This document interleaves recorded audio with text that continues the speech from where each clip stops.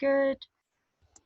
All right. Good afternoon, everyone. Blue Education is pleased to bring to you another Info Live session, especially for international students who are now or going to be active job seekers in the Australian workplace. So we understand that the current circumstances are not looking hopeful, but remember, the situation is not here to stay in the long run. Now's a good time to reflect and prepare yourselves. So today we have with us one of our partners, Natalia Josephs, who comes with more than 20 years of experience in helping graduates find work in the Australian marketplace. So I'm going to hand over the floor to you, Natalia, and you can tell us a little bit more about yourself, and then we'll let you take over the session. Thank you. Yeah. Thank you. Hi, everyone. Great to be here.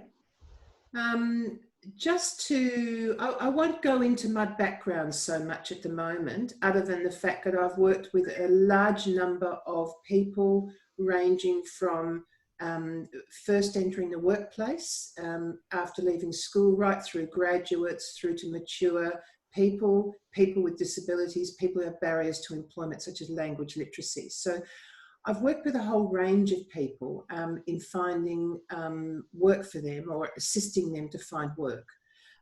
So today I just want to share with you a few of the essential things that I think might assist you in your journey in Australia to find employment. And Blue Education and I have had a long-term relationship. We've been working together probably now for quite a few years. I have my own business with my own training business and assisting people, and I've joined up with Blue Education just to ensure that they have a really good flow of, I guess, information and assistance to the students and that they are helping into work. So if we can have our first slide, that would be good. Yeah. So if you can follow the PowerPoint presentation, I'm just going to go through some essential points, and I think sometimes we forget about when we're looking for work and we're in a strange country, a strange environment where we don't really understand the market. You've got to play your part as well. If you don't do what you need to do as part of the job search process, you remain unemployed or in lower end jobs. You've worked hard to get your degree, you've worked hard to get where you are and enter the market, supposedly, and what happens is you come out of the market and then you end up in lower end jobs that don't pay very well, that aren't really in line with what you had in mind, and that can be very disheartening. Work is good, all work is good. I'm not saying that not to work is not good, and employers like to see that you're working because their attitude is you're in practice for work. So any kind of work is good, but what we try and do is we try and lead you gently into the work that you're actually looking for. So the next slide can come on now. Despite what you're reading in the newspaper or in the press, there is a lot of work available, but you have to follow the process. Can we have the next slide? Thanks. Yep. You have to actually follow the process and target where it is that you want to work. You have to stay committed, and you have to listen to those people that are giving you the information. You can't just pay money and say, well, I've paid money, now you find me a job. It doesn't actually work like that. It's a partnership. So when I take someone on from one of the agencies, I chat to them about what it is that they want to do. We get their resume, we do all the standard things, but I can't do that unless I have the cooperation of the person that I'm dealing with. And often that's kind of getting that person into the right headspace as well. So you've got to be ready to work when people start to help you. So finding work is a process. When you start looking for work, just follow the process. Have a clear idea of what you can do well. Find a job title that fits what you can do well.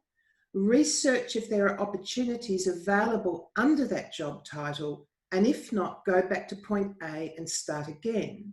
Now, this is a really simple principle, but it's very, very important. There's no point in going out there and looking for your dream job if there's no jobs available in that particular area. It might be just a slightly different shift in the particular area that you're going to be going in, might make all the difference. Excuse me, it might be the job title. You might be looking for the wrong job title.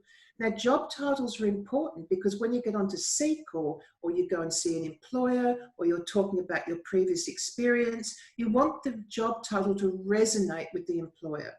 So job titles are actually extremely important, and they change. Job titles change. Over time, they change from culture to culture. So we need to be aware of the lingo, the language, the type of things that employers are saying and what they're calling a particular position and the duties under that position. So once you have a job title, you then have the ability to look at that job title and say, okay, what are the tasks that are required within that job title? Once you can write down the tasks, the everyday tasks, or the tasks that you're going to be doing monthly, weekly, irregularly, you can say, yep, I can do that, and I can prove that because when I did that job, I did this, this, and this. And that's very important because employers want you to hit the ground running. They'll help you in your workplace, but they want you to hit the ground running. They don't want someone who's going to need everything done for them for the first 6 months. That's just not how it works. Random job search leads to unemployment. You can't do random job search. This is like getting a job. Looking for work is a job, and you have to take it very seriously to get the best jobs. Okay, next slide. Thanks, Minnie. Okay, so the number one skill for good job search is research. I don't know how many times I can say that, but research, you should be good at it because you've just finished a university degree or a higher education diploma or certificate. You have the skills. You are able to research because that's what you've done. Now you've got to take that ability to research, to think critically, and use that to find where the best jobs are that fit your skills. So research is the basis of what it is that you're going to be doing when you're looking for work. And oftentimes when I'm looking for work for people or assisting people into work, research is what I'm doing. And research is the basis of everything that you're going to be doing in the future when you're looking for work. Next slide, thanks. Okay, I've got a few free resources here that I think you are going to just love, and they're well worth doing. It's a good thing to find out what your signature strengths are. Now, I believe signature strengths are an incredibly important asset, and to be able to identify these can enable you to actually find a stream of I guess, skills and tasks which lead to a job title that's not only going to fit your qualifications, but it's also going to fit your aspirations. And aspirations are just as important as qualifications. What is it you want to do with your life? How do you want to spend each day? And we don't want to be spending our days doing something that we really don't like doing. So finding our signature strengths are very important. This is a free service. It's run by the University of Pennsylvania, and it was put together by Dr. Martin Seligman, who, if you've done psychology or anything like that, you would know who he is. You simply Google Authentic Happiness Survey. You click on via Survey of Character Strengths.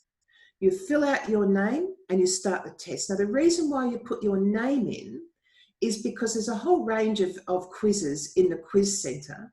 And what they want to do, they want to know what your qualifications are, what country you come from, and then they use this for a massive survey that they do at the end of every year or every couple of years to survey people's skills, their level of happiness, their grit. There's a whole range of things that they use this information for. So your name is not important. It's more about the country that you're living in and how you feel about life. And they use that to put in protocols, and they give it to the government so the government can change things if they need to in mental health and all sorts of things.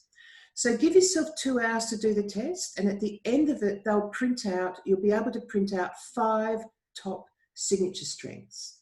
And those 5 top signature strengths will resonate with you if you have done this test properly. It's not a personality test. There's no good or bad answers. There's no right or wrong. You simply find out more about yourself and what your aspirations are.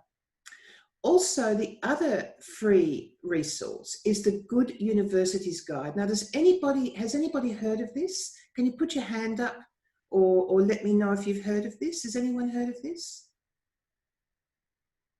No? Okay. Yeah. So yep, you have. Good. Okay. Good Universities Guide. You scroll down because there's a lot of advertising stuff on there, but scroll down and click on Good Careers Guide. And then you'll scroll down and you'll see field of work. And there's only about 10 fields of work. But within those fields of work, there are this huge number of occupations. So you can look up if you're doing accounting or financial things, or you're doing law or psychology, you can click on those things and a whole range of careers will come up. And you click on the one that you like the look of, and it gives you everything you need to know about that particular career. It'll give you the skills that you're going to need, what you're going to be doing on a daily basis. So this is a really valuable resource. A lot of people don't know about it. There used to be a thing called the Good Guide, but unfortunately the government took that down. I don't know why. It was a fabulous guide, but it was made by these people. So this is a similar resource that you can access. Could we have the next slide? Thanks. Minnie? The Employment Advantage program is my program. I think it's terrific. It's in a lot of schools here. It's part of the education system here. It is a fabulous program that teaches you the ins and outs of getting a job. It's not an easy program because it's part of the education system here in Australia, but it's 25 lessons. It's videos with comic strip characters. It's animated. And you'll find that with this particular program, it starts from A and takes you right through to Z on the whole process of what to expect when you are looking for a job and how the best way to do that. All I can say is Blue Education has access to that, and they will get you onto the program, but you have to do the whole program. And like any program, even the work you do at university, you have to commit to it. If you don't commit to it, you won't get the best out of it. Some of it you'll know already, you'll just click through it and go, yeah, know all that. That's fine, it's confirming what you know, but there will be a lot of things in there that you won't know.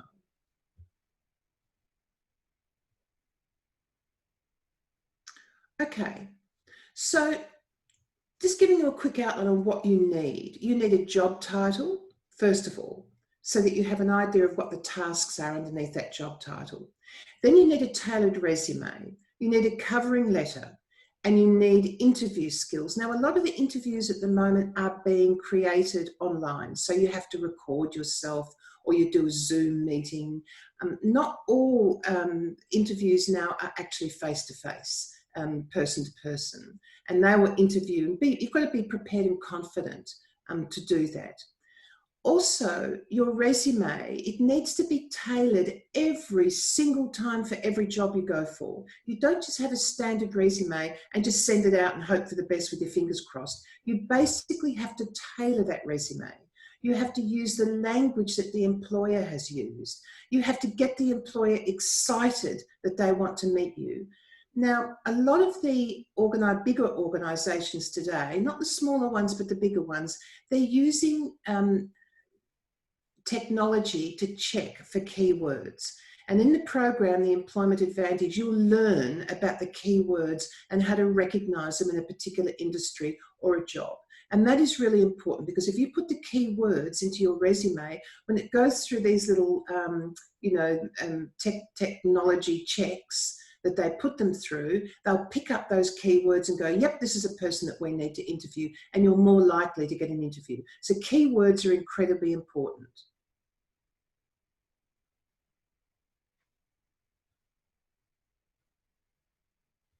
I think we've seen that one. I think you're going back, not forward, Minnie. Okay, here we are. All right. Employer mantra is, Can you do the job to the level required in the time you are given? This is just a basic thing that the employer will ask. Can you do the job to the level required in the time you're given? Now, that is for every single job that you go for. If you can't do the job to the level required, why are you applying for it? And if you can't do it to the level required in the time you're given, then why are you going for the job? That's the bottom line. That's what the employers are going to be wanting to see from you. The other things they look for, are you likable? Are you friendly? Do you understand the culture? Now, the biggest issue that we have often with international students is there's a huge cultural gap in Australia. And many of you are fabulous cultural ambassadors for your country, and you understand that we're a weird mob in Australia. But it's a really good idea to get out there and to meet Australians and to get to know the language and the way we do things, because we are an island in the middle of nowhere. So we do things often in very strange ways that you may not understand. But employers, especially Australian employers, like to employ people who they kind of feel understand the Australian way of living. Does the employer trust you? How do you build trust with the employer? Are you reliable? Did you turn up for time for the interview? Are you dressed like you work there already? Employers like someone who walks in and they think, yep, they look like they work here already. And that's great, because then they feel that you're going to fit into the culture of the organisation. And that's also very, very important. So try to build an online presence. Try to build in your interviews, come in, you introduce yourself, you're confident, you look the part, you can explain why you're the best person for the job, your experience related to the specific tasks that they need you to do. They're not interested in anything outside of what it is that they need for you to do within the organisation. Okay, so get professional help. Someone who has contacts and understands the relevant employment market. Listen to that person and do what they need you to do. So often people come to me and go, yeah, I really need help, and you can help me get a job. And then when I say, well, you need to do this for me, they won't do it, or they just never get around to it, or they arrive late for an interview, or they arrive late to see me. If you're going to employ a professional to help you, and my advice is you need it. Getting someone who understands the market, who has your best interests in mind, is a great way to get your foot into the market. Listen to that person. If you've taken that person on board, you need to do what they need you to do. So if they tell you to do something, you do it. If they tell you to jump, you jump. Because if you don't do what they ask you to do, it's going to make it very difficult to actually get you into the workplace. When you get someone to help you, it is a partnership. When I take someone on, the first thing I say to them is, this is a partnership. We're working together to get you into the job that you want and give you the lifestyle that you really want, and to achieve what it is that you're trying to achieve.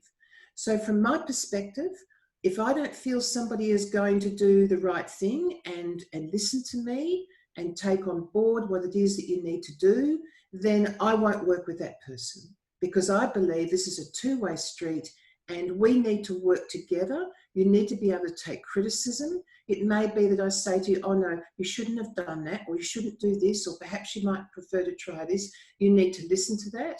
And the criticism is not aimed at you personally. It is so that we can work together and get you a job, that Blue Education can work with you to get you the best possible outcome and what you're achieving.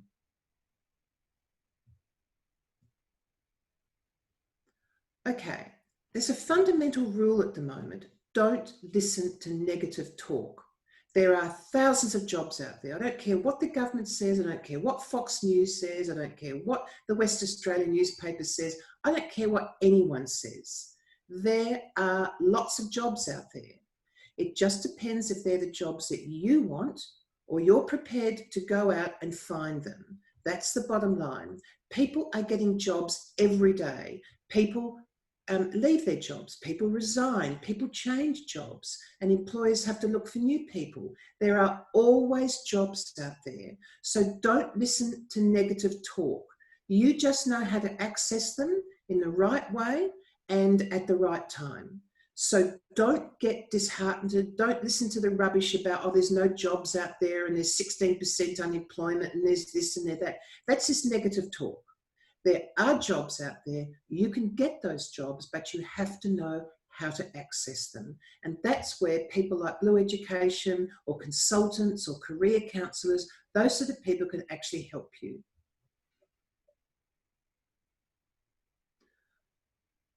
Okay, so let's talk about upgrading your skills in downtime. Constantly improve your language skills. While you're looking for work, you don't just say, well, tonight I'm just going to sit in front of Netflix, or I'm just going to play computer games for the next week while somebody does all the hard tasks for me. It doesn't work that way. In your downtime, while you're waiting, upgrade your skills. Constantly improve your language skills. Go out and learn all the little innuendos and the little nuances of language and culture. Constantly improve your cultural understanding skills and start this process before you leave university or your training.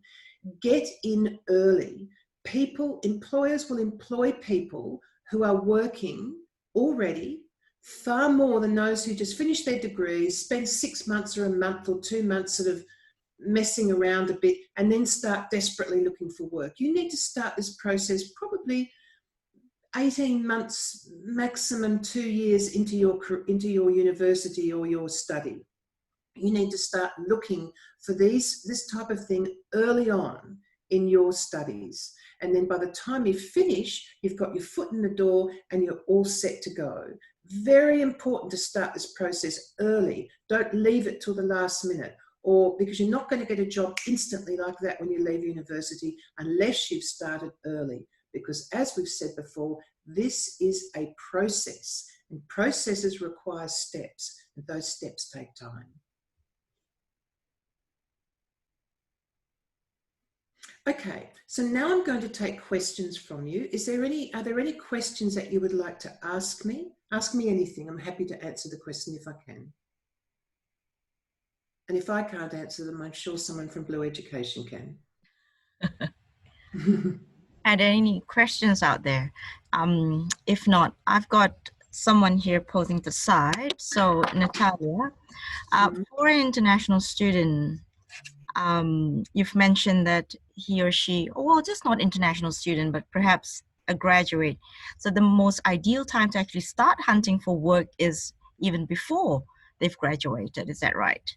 Absolutely. So if you leave it till the last minute, you're hanging everything on the fact that you're going to get a job quickly. You're going to meet employers quickly. So what happens when someone is an undergraduate study or in the middle of his or her postgraduate studies? They haven't technically completed their certificate. Then how do they get their foot in the door where an employer would be willing to take them on?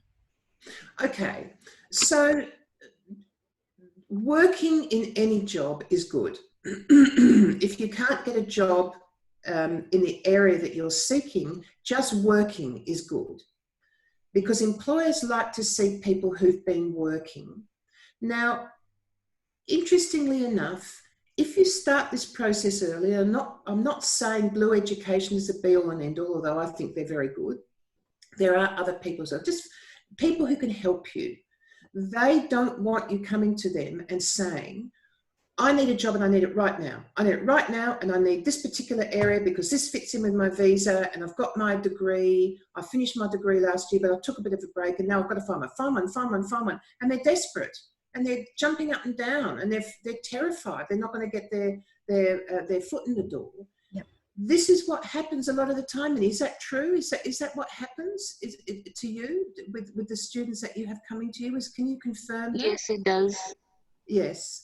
Okay, so we need to get in early and we need to start the process early so that it's all, by the time you finish your degree, you've got all of that stuff out of the way, and it's just a flow on. You'll know employers, you would have done some work experience, you would understand the culture, you'll feel easy and confident. It's not this desperate kind of last minute search that you're going to be doing. So yes, it is very important to start as soon as possible. Now, I understand you're busy.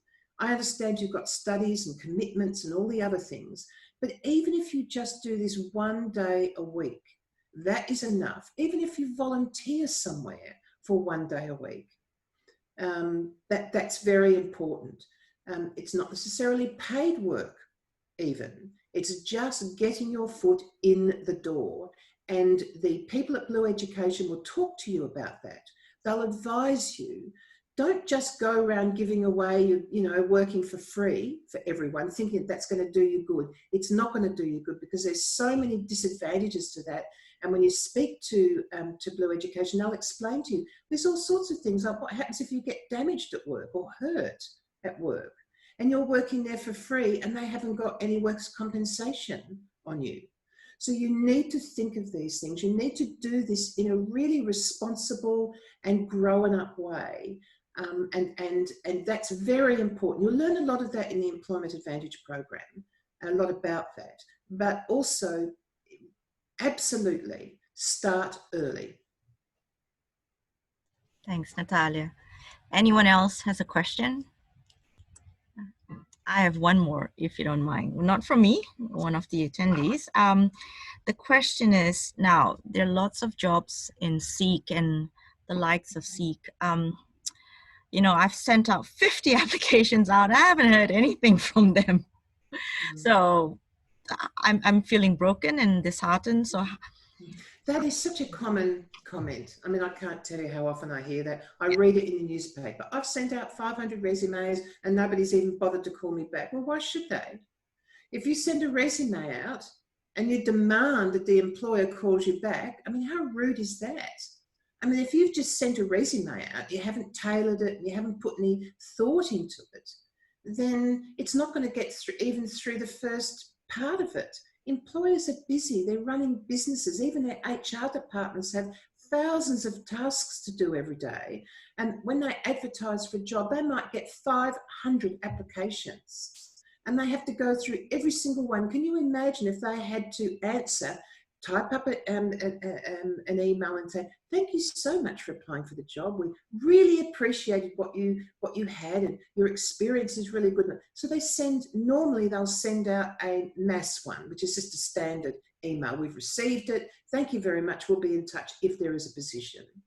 But they simply don't have the time, the energy, the money to answer every single resume that's sent out. That's the reality. Rude or not rude or whatever, that's the reality.